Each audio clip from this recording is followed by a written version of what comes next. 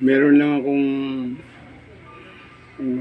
gustong sabihin medyo nakakatawa. Kasi may isang nagtanong sa kanyang professor.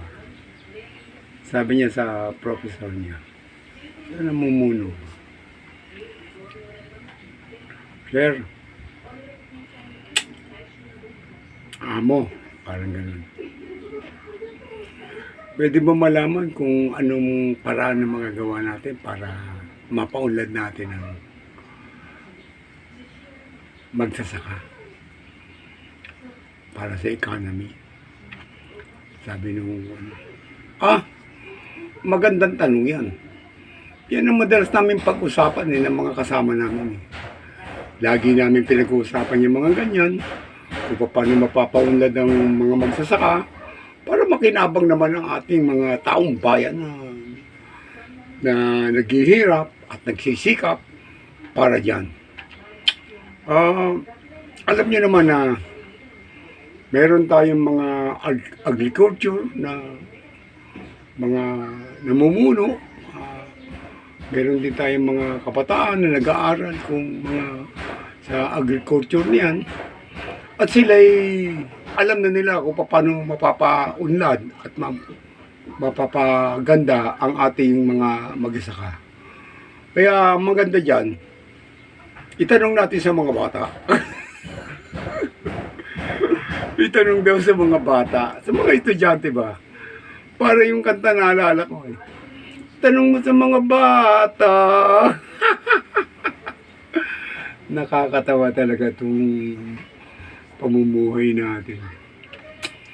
Meron pang isa na medyo nakakatawa din.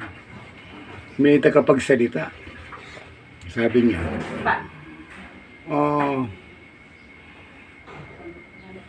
sa ating pamumuno, sa ating mga nakaraang taon na ginawa, ay napakarami na natin pabahay na nagawa para sa mga mahihirap.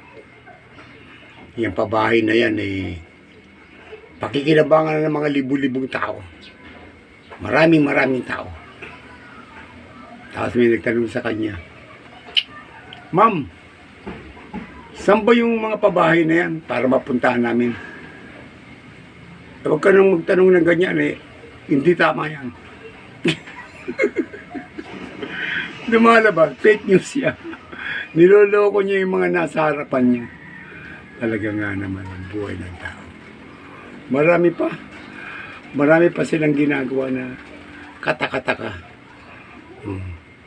Sasabi nila, nakakuha daw sila ng mga shabu. Nagkalat sa dagat. Nakuha ng mga mangingisda. Tuniladang shabu. Yun sinabi lang nila, ganun lang. Hindi nila sinabi kung nasaan na yung mangingisda. Hindi nila sinabi kung nasaan ang shabu. Talaga nga naman ang gobyerno natin. Ay nako. Pero konting tiis lang. Darating ang panahon. Babayu!